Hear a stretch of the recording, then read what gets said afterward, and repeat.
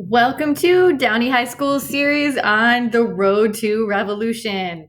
So today I'm going to introduce two concepts that we want to be thinking about as we're looking at how the revolution went down in America or in the United States. So the first concept is the goals of successful governments. And when we talk about successful governments, we say that they are able to do two things. Number one, they're able to control the governed or the people so that there's not chaos. And number two, the government needs to control itself so that the government doesn't become super totalitarian and just start oppressing people, right? So you need an effective government to do both of those things. Prevent chaos by controlling the people so they're not crazy and just raping and murdering everyone. And then also control itself so that they're not oppressing people. Okay, governments tend to fail because they fail at one of these tasks. So either the government is too weak to control the people and you end up with chaos and anarchy, or the government fails to control itself. You end up with a crazy dictator and people rise up to rebel against that oppression. So what we want to think about is, in the case of the American Revolution, which task is King George III's government failing at? Are they failing at controlling the people so we have chaos, or are they failing at controlling themselves so that you end up with oppression that causes a rebellion? Okay, the other concept that we want to be thinking about is what we call the growth of an American identity. So early settlers from England really viewed themselves as loyal British colonists. And throughout the course of the revolution, we're going to see that identity change such that they view themselves as Americans who want independence. And we want to talk about how is that happening? How are these colonists going from happy tea drinking British citizens to people who are willing to pick up their guns and shoot at their mother country? Okay, the first game changer is actually a war that takes place in the United States, and that is called the French and Indian War. In fact, it took place in Europe as well. It's known as the 7 Years' War in Europe, but in the United States, it was 9 years. Before this war took place, the British had established a policy with the colonists, which we now refer to as salutary neglect. And what that basically means is that they were very hands-off.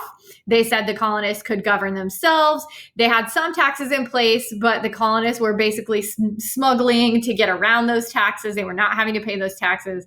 And so the colonists grow up almost as latchkey kids, right? They're like, their parents aren't really paying attention. They're becoming very independent on their own. And then this war comes along.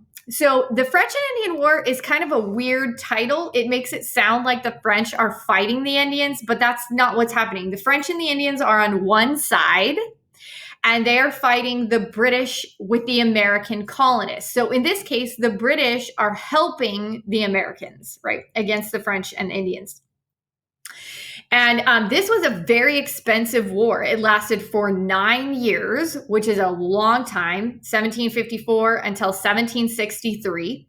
And England paid for these soldiers to come over and protect the colonists from the French and the Indians. Now, at the end of this 9-year war, England wins.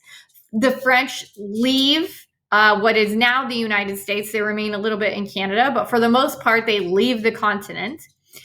And the colonists are like, yes, right, we have all of this territory to ourselves. Okay, the problem is this war is crazy expensive. In fact, most wars are expensive. The Iraq War in the United States, the most recent one, which wasn't even like a global conflict, cost $87 billion a year. Okay, so this is very expensive, 9 years. And at the end of this, England has an intense debt. And what they decide is, you know what, colonists, we paid for all of this to protect you. You could at least pay a little bit of this debt. And the way that they're going to pay that debt is through taxes. Okay, so post-war, England asked the colonists to help pay for this debt. And whereas before they had been very hands off, right? They were like, grow up how you want, rule yourselves how you want. Now they're going to lay down the taxes. And the colonists really experienced this as like a kid going off to college would experience their parents suddenly introducing a curfew, right? So say you grew up and your parents were totally chill and they just let you do what you want. And then the moment you turn 18, they were like 9 p.m., you have to be home, right? And you're like, what? Like, what happened here? For the colonists, that is how they experience this. They're like, we just grew up, we've ruled ourselves all this time. And now all of a sudden you're going to bring in these rules? Like, what the heck, England, right? So they're going to view this as very unfair and arbitrary. England is going to say, dude, you guys need to pay some taxes to pay for that war we helped you with. In fact, in England, their textbooks talk about the American Revolution as the Americans were a bunch of whiny babies who wouldn't pay taxes to support their own war. Okay, so this is going to introduce a series of taxes in order to pay for this war. So we view the French and Indian War as a very transformative event in this relationship between the colonists and England. And one of those reasons is because of the instigation of these taxes. So the first major tax is called the Stamp Act. So this is passed in 1765. So you'll notice this is 2 years after the French and Indian War. And at this point, they're going to start taxing all legal papers and actually a lot of other papers as well. So newspapers, pamphlets, playing cards, anything that you bought made of paper, you're going to pay a tax. And this is happening in the colonies. It's not happening at the dock like a tariff would be. So when you're buying your newspaper, you have this sense that like Britain is taxing me. Now I buy my cards for my card game. Britain is taxing me, right? It's very up in your face. It's going to hit every colonist. We call this an internal tax as opposed to a tariff, which is on imported goods. And this is going to lead to the slogan that you probably learned in 8th grade, no taxation without representation, right? The colonists are like, hey, England, you're taxing us without our consent. We're not voting for these taxes. And they feel very upset by this situation. In fact, they're so upset that they are going to start forming organizations to protest these taxes. So the first major organization that's formed is called the Sons of Liberty. It was organized by a guy named Sam Adams, like the beer. And they get together and decide that they're going to do both some violent and nonviolent things. This is pretty common for protesting. You're likely to have both forms show up.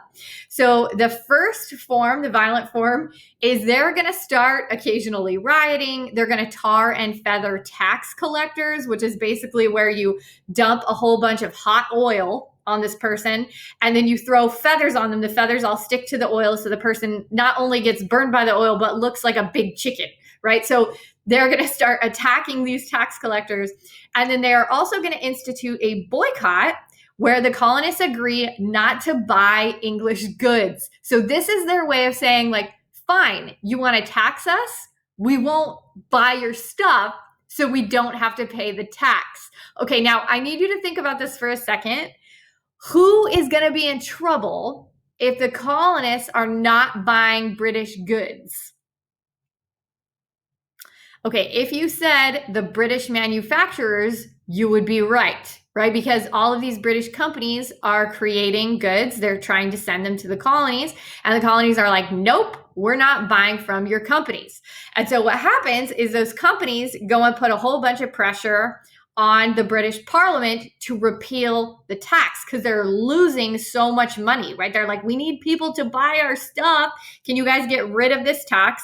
And the government is actually going to be responsive to that cry. Okay, I did want to show you this picture right here. This is of a guy being tarred and feathered. So you can see they're putting that oil actually into his mouth. And then you can see all those feathers that are stuck to him after they have dumped this hot oil. So this is definitely a more violent form of protest that we're seeing from the Sons of Liberty. Okay, as a result of this boycott and the pressure from the British manufacturers, England is going to repeal the Stamp Act. That means they get rid of it. And this happens 1 year later, 1766, Parliament repeals the Stamp Act. Okay, however, right afterwards, they pass an act called the Declaratory Act, which basically says, but we can still tax you. Okay, so I would say this is a little bit analogous to like if your parents have ever withdrawn a grounding early, but they sat you down and they were like, all right, we're being nice, we're getting rid of this grounding, but we can still ground you and we will if we want to, right? That's what they're saying. Like, yes, we're responsive to your boycott, but we can still do this and we will at some point. Okay, and some point comes 1 year later. Enter the Townshend Acts, 1767. So the Townshend Acts were a step back from the internal tax of the Stamp Act. This is called a tariff. That means it's only on imported goods. So it's a little bit less in your face. This is a tax that would be paid at the docks and then passed on to colonists in the form of higher prices. But it's just a little bit less up in your face. And this tax is going to tax imported necessities like glass, paint, paper, and the big one, tea. So they're going to institute this tariff to say, hey guys, we can still tax you and we are still going to do that. You still need to pay for the French and Indian War. Okay, so this is the end of part 1 of our Road to Revolution. So we just want to review a couple of things. Number 1, how did the French and Indian War transform the relationship between England and the American colonies? I also want to point out that at this point, the colonists are frustrated with England, but they still want to work things out, right? They're willing to boycott, they're going to do some protesting, but they still think of themselves as British citizens and they're appealing to their rights as British citizens. So what I want you to think about is, what do you think it would take for the colonists to decide they've had enough and they're willing to actually go to war with their mother country to become independent? That's what we're going to look at in part 2.